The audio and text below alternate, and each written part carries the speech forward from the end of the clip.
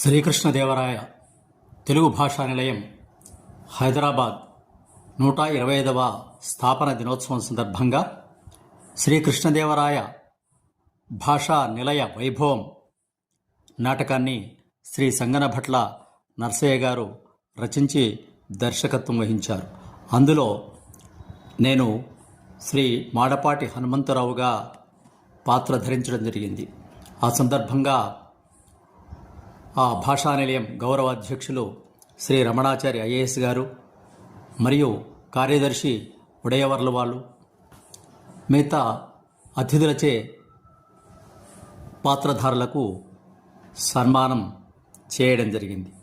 ఆ సందర్భంగా మాడపాటి హనుమంతరావు వివిధ భంగిమల్లో చిత్రాలను మీ ముందుకు తీసుకువస్తున్నాను. భవదీయుడు కేవిఎన్ ఆచార్య, విశ్రాంత ప్రధాన ఉపాధ్యాయులు, గురుకులం సర్వేల్.